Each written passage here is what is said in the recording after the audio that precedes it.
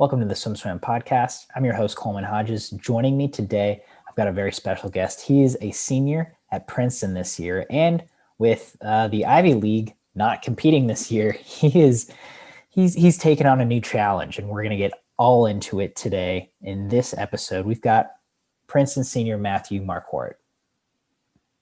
Hi, Coleman. Thanks so much for having me today.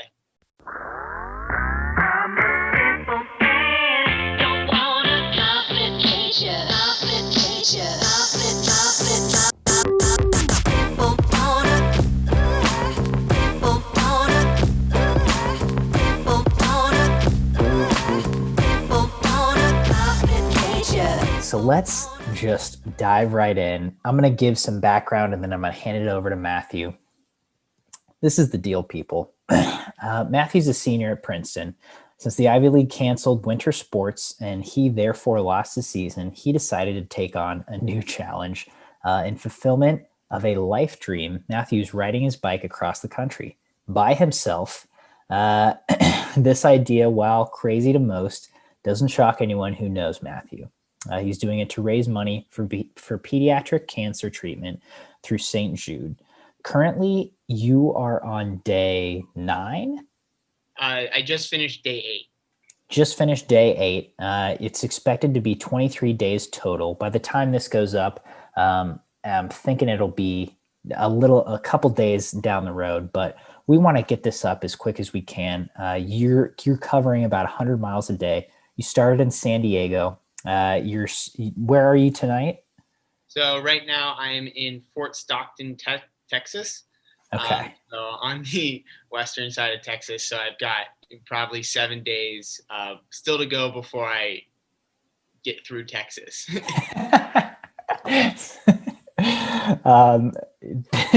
Sorry, I shouldn't laugh, but Texas is big. You're on the west side of Texas. Your dad's driving the route, staying with you at hotels each night. And the goal is to raise $23,000. I'm assuming $1,000 for each day of the trip. Yep, exactly. So without any further ado, Matthew, tell us about this trip. Tell us how this formulated in lieu of, your swim season this year, and let's get into it. Yeah, absolutely. So I guess the idea, was really seated in my mind back in high school. At the time, I was a multi-sport athlete. I was swimming and doing cross country and also triathlons during the summers. And I don't know, I guess at that point in time, I first learned about a bike race called Race Across America, which is actually a race. I'm not doing a race. I'm just doing it where even crazier people than I am will try and bike across the country as fast as they can, either individually or as teams. And I thought that was a really, really cool challenge. And I don't know, I guess the idea has kind of been there ever since. And I haven't really been able to see the western part of the U.S. as much. And, I've always kind of wanted to. And I love biking. I've been biking since I was really, really young. And I guess in college, with swimming being my number one focus, that kind of fell by the wayside a little bit. And that's one of the opportunities that has kind of opened back up since COVID happened. When all the pools shut down and whatnot, I really kind of got back on the bike and really got into it. And was really kind of more just doing it this fall for general fitness. We'll probably do a triathlon or two in the spring, but was really kind of just doing it because I enjoyed it. And then, I don't know, as the fall went on, so Princeton did not bring any students back on campus in the fall. And as a result of that, it was kind of somewhat obvious that we probably weren't going to have a season. And then in November, they made it official. And with Princeton's calendar this year, we actually don't have any classes in January at all. And that's just kind of the way it works. We're starting a J term this year, but with COVID and everything, it's kind of a wonky schedule. And so without swimming, I kind of all of a sudden had this big hole in my calendar in the month of January. And I really wanted to do something with that because I'd never really had a full 5-ish weeks to to do kind of whatever I wanted, because I was always focused on swimming and training and during that time period. And so I started thinking about different ideas. I'm going to go to medical school next year. And so one of the things I really wanted to do was, if COVID had been better, I really wanted to kind of go to a different country and maybe do some service work there. But as COVID kind of got worse and worse, it was very obvious that that was not an appropriate or a smart decision. So I started thinking about some other things, and I don't know, I guess I just decided that this bike trip was something that could be done safely with COVID, and also would be like a really, really awesome challenge. And as you said, the fulfillment of a lifelong goal. And so I started training for that. And in like mid-ish November, and then started, getting the pieces together. And as I was doing that, I really kind of felt kind of a drive to do more. I didn't want this bike trip. I felt like this was an incredible opportunity to make a difference in some way. And so started to think about different ways I could give back and use this as an opportunity. And I have multiple family members and close friends that are currently undergoing cancer treatments. And so that kind of was the natural cause to devote this trip to. And St. Jude's is just an incredible place where all of their patients receive care, top notch, like top 10 ranked in the country, cancer treatment, and it's all for free. And so it doesn't matter how much or how little the family makes, they never pay a dime, and the hospital depends on donations in order to be able to fund that treatment and fund their research. And so I just felt like it was an incredible mission, and just really was really excited about, being able to raise some money to help make a difference. And then, the $23,000 goal comes from $1,000 a day, which I thought was a good chunk of change that could help make a difference, and also a feasible fundraising goal. But, hopefully, as all swimmers, we always want to exceed our goals. So hopefully it will be more than $23,000. So first things first, if people want to donate, where are they going? So first thing, so you can check out two of my teammates have been kind enough to help me with social media. So if you go on Instagram or on Facebook, as in bike, and then the number 4 St. Jude, you should be able to find our page.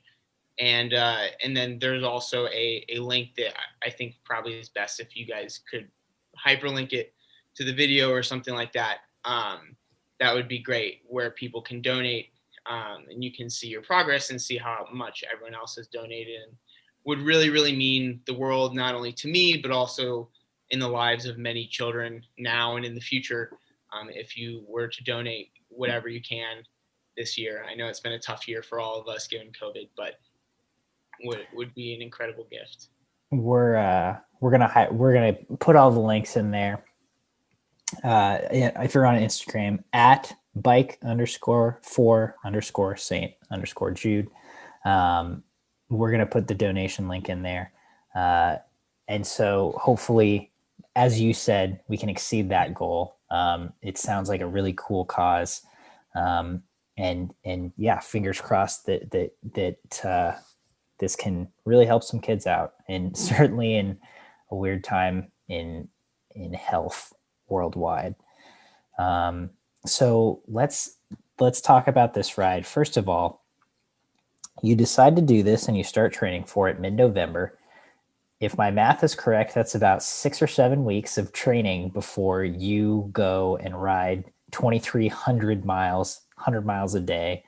I talked to a swimmer from Mizzou, Danny Kovac, who did, 100-mile ride in a day, and it was in the mountains. So probably a little bit different, but he was like, okay, yeah, like I wanted to do a century ride. It ended up being, I think, around 130 maybe, but it's a little different than 2,300 miles. How do you only do this on 6 weeks of training? Yeah. So I don't know. I guess I would like to think it was a rational decision. So far, it seems that it's working out well, but we're only about a third of the way through. But I'd been staying in shape, kind of prepared to have a season. I was really hoping to have a season, and so I'm still in very good shape overall, and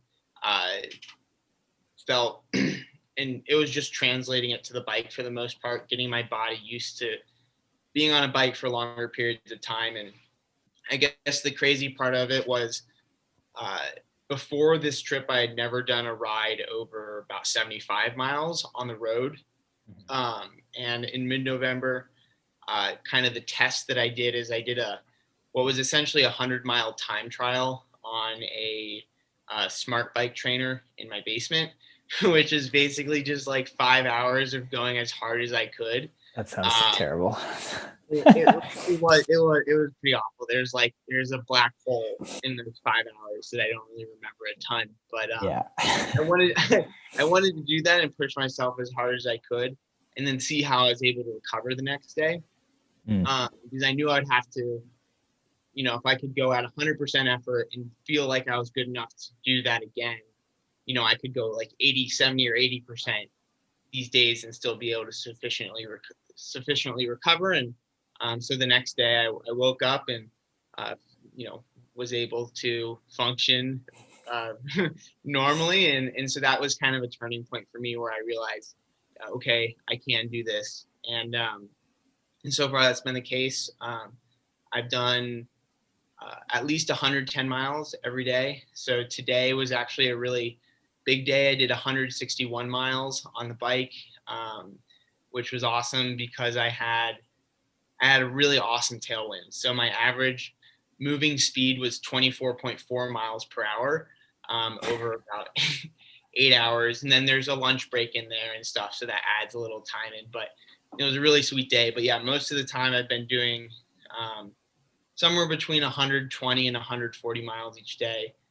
So I might actually get to Florida a little bit ahead of schedule, but you never know with the weather, and especially with Texas, the winds could change. Like if it had been a headwind today instead of a tailwind, I probably only would have gotten like 90 miles in. So you just got to kind of get it while the getting's good, and take advantage when you have the opportunity.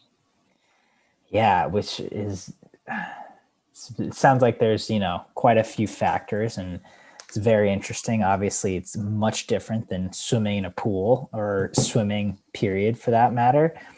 So, I mean, tell me about some of the other factors you have to just kind of calculate in on a daily basis when you're doing something like this. Yeah. So, I mean, swimming has definitely prepared me very, very well for this trip, I would say overall. And that there are some things that I still notice, like I hate the first hour of the ride because it's cold, and I never like getting in the pool early in the morning. So I guess some things translate over to the bike for sure. But it's just being able to keep going when you don't necessarily always want to. Yesterday, I had a climb where it was on average about a 6% gradient. So I went up 1,600 feet in just about 5 miles. And so that's really, really steep. I don't really know the best way to do an analogy for it, but it's really steep. Yeah. And there were definitely times where I wanted to like quit or just get in the car, and I knew that I couldn't.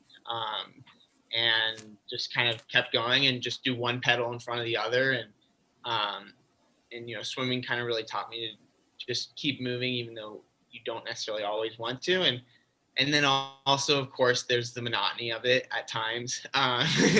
So like, especially as I'm getting into the flatter areas, it's not very interesting all the time. And I think swimming has really helped me mentally be prepared for that, and kind of have some mind tricks and stuff that keeps me entertained and keeps me engaged. And I would say most importantly, like getting into a rhythm and finding that kind of flow state where time just kind of goes by, and you're still able to get a good effort in. So a lot definitely has translated. And then some of the other things I need to think about is nutrition is key.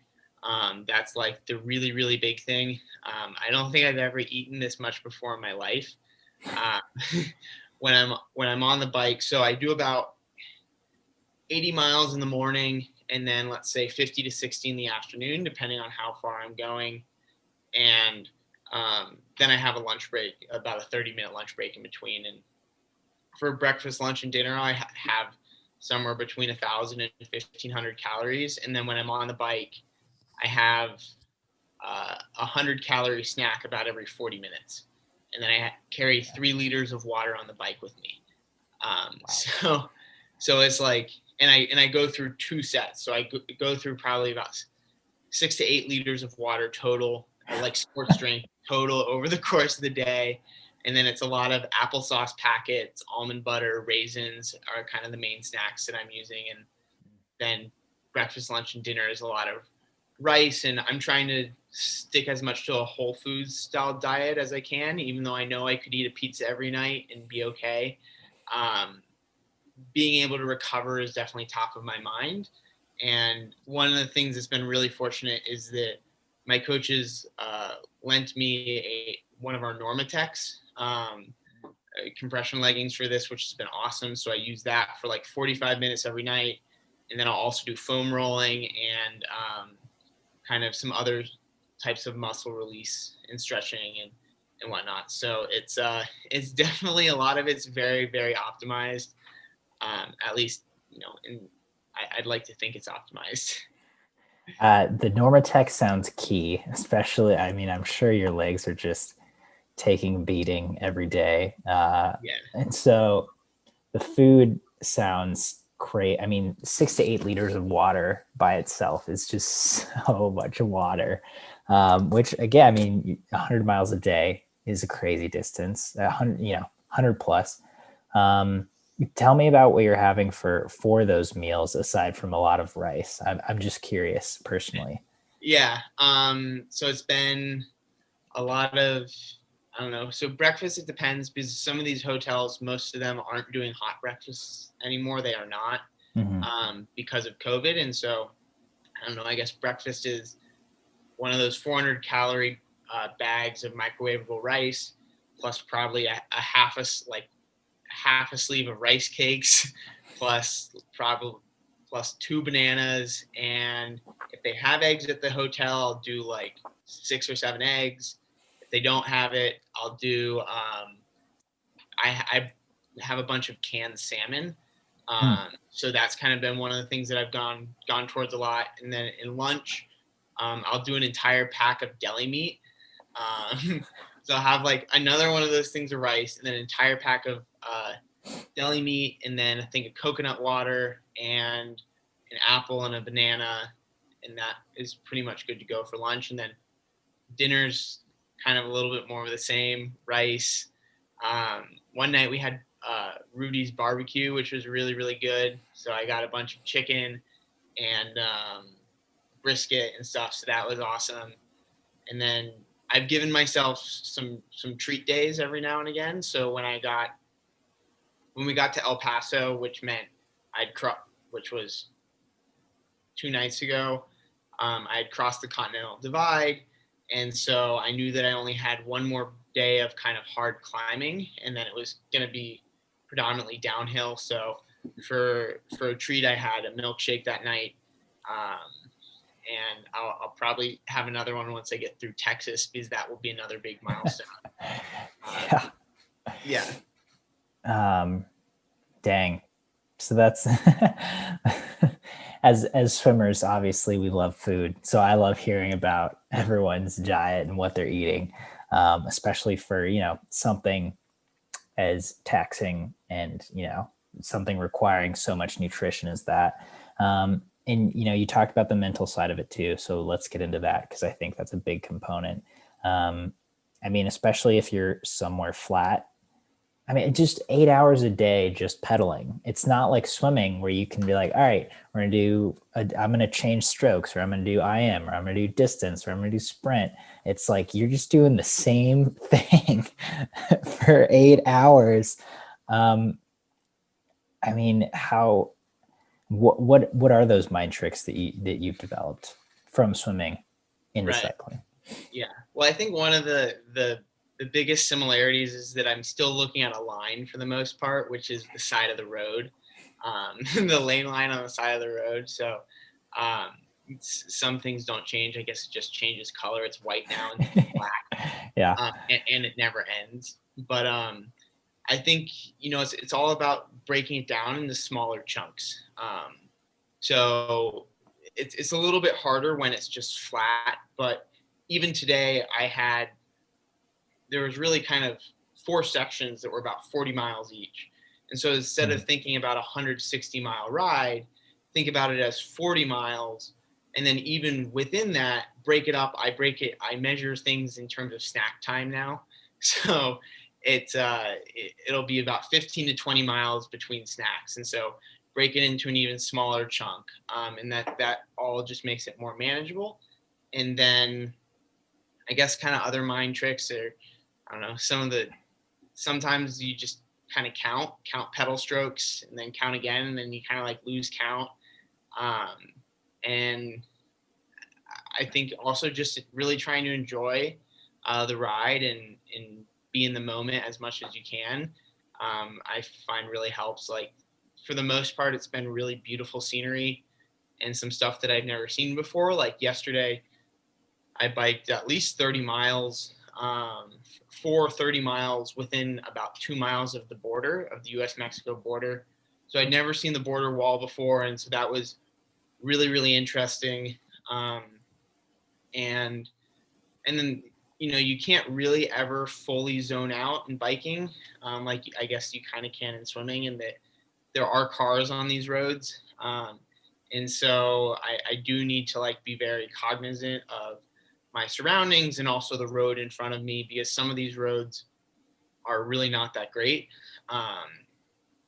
Actually, I would say one of the mentally most challenging days was the second day, where the roads were so bad I had to slow down from, if it's a flat road, I go about 20 miles per hour. Normally, I just slow down from 20 to 14 miles per hour because the roads were so bumpy. And so that was just super frustrating, to kind of lose all that time. But I just kind of had to tell myself, like, this is out of my control. I was a little upset about myself for not choosing a better route, but like again, in the moment, like there was nothing that I could do to change it. And so just kind of had to focus on what I could control and kind of staying focused on that. Yeah. I mean, I was thinking, as you were describing it before, I was thinking about some of the scenery you're going through. I mean, are you able to take that in and to stay present and, just appreciate everything that you are seeing? Yeah, for the most part, I have been able to, which has been really stunning. I've kind of been on a wide variety of roads, from kind of your backcountry roads to actually I've done some riding on the interstate, because out west you're actually allowed to ride on the interstates because there are no other roads to ride on. So you Hmm. ride on the shoulder, which is something that I never expected. But yeah, I mean, like going through Arizona, you saw the cactuses like on the side of the road. Um, I mentioned the border wall already. Yesterday, I actually biked through Guadalupe Mountains National Park, which was that really hard climb, but it was also super beautiful at the same time. And um, sometimes it's hard to take in the scenery. Like if you're doing like after that climb up, I was going down and it was really steep, and so I was going like 40 miles an hour. And so at that point in time, you can't enjoy the scenery. You have to focus on the road. But for the most part, like I am able to kind of look around me and enjoy it. Although, of course, as in swimming, there are times where like you really kind of have to just put your head down and like really grind through it. And so during those times, can't enjoy it as much. But that's just a part of the journey, I would say. Yeah. Do you listen to music at all? I try not to. I think one, for safety, just because there's cars around, and I've thought about having one earphone in on one side and not on the car side, Hmm. but I find it's harder to get in a rhythm for me, at least, when I have music going, because I know that a song is about 4 minutes long. And so it just constrains the time too much. You're like, oh, only 3 songs have passed. Whereas if you just Yeah. kind of let things go, it sounds crazy, but an hour can pass and I like won't realize it sometimes. I was pretty big into running for a while, and I felt the same way about running with music versus not running with music. I think, yeah, it, like you said, constrains the time. It's like, oh, it's only been 10 minutes because I know those 2 songs are 5 minutes each. And also, you this is like, it's very important for me to be in tune with my body and be aware and not push it too hard. I would say the first day I actually almost pushed it a little too hard. I'm a really big fan of the Whoop straps, and it's a logarithmic scale. It gives you a scale of 0 to 21. It's logarithmic, and it's almost impossible to get 21. That first day I was at 20.7 because I had pushed it so hard, and so since then I've really made sure to dial it back and really make sure that I don't push my heart rate too much for too long. Because this is a 23-day effort, not a 1 hour or 2 hour effort, Yeah. like a swim practice is. Yeah, and I think music at swim practices is great, but yeah, obviously, like you said, music can really get you going, and probably not in a sustainable way like that. I would think classical music would be something that's conducive to sustaining an effort for hours on end. But so you're about a third of the way through now. How are you feeling, just kind of emotionally and mentally about where you're at right now, just in terms of the mileage you put on and the mileage you still have to go? Yeah. So I mean, Mother Nature always has its own plans, but I think overall I'm feeling pretty confident at this point. I think after the first couple of days, and especially now that I'm through the mountains, for the most part, it's all the climbing's done.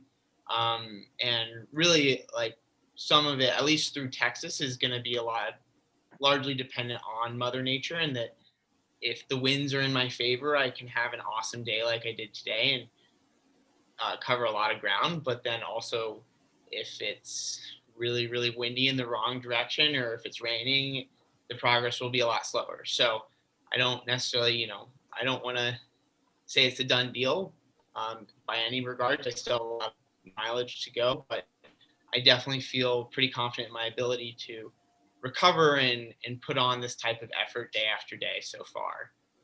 Yeah, that's that's pretty sweet. And so what does the rest of your roadmap look like in terms of places you're going to be in? Yeah. So because I before this trip, I would not necessarily say I was brimming with confidence that I would even be able to do this. So in some ways, this has been an experiment into, like, can I push myself to failure in some ways? So we've really kind of we're taking it almost day by day in terms of mapping out the route. We have our general route, which is I'll end up in Jacksonville, Florida, kind of go across Texas. I'm going to go north of Austin, and then kind of go through Baton Rouge, Mobile, Alabama, Pensacola, then kind of just hug the coast into Florida and then into Jacksonville. So I have the general route down, but it takes a lot of time to plan out these routes, and we weren't exactly sure how many miles I would be able to do each day. Like, I never would have guessed that I would be able to do 160 miles in one day. And so we didn't want to line up our night stays too far in advance, because if I did day after day of exceeding my goal, then like it'd all be out of whack. So we're just kind of taking it about 2 to 3 days in advance right now. Nice. That's pretty exciting. Well, Matthew, I appreciate you coming on, taking the time out of your out of your very precious non-cycling hours today to talk with me, to share this insight about your journey. Any parting thoughts or anything else you want to share before we sign off?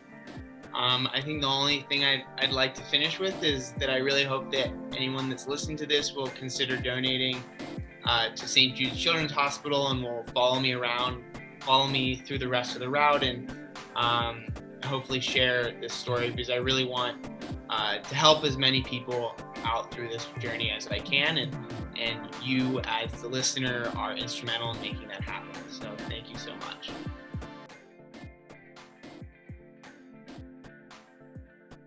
You've been listening to the SwimSwam podcast. Stay tuned for new episodes every week.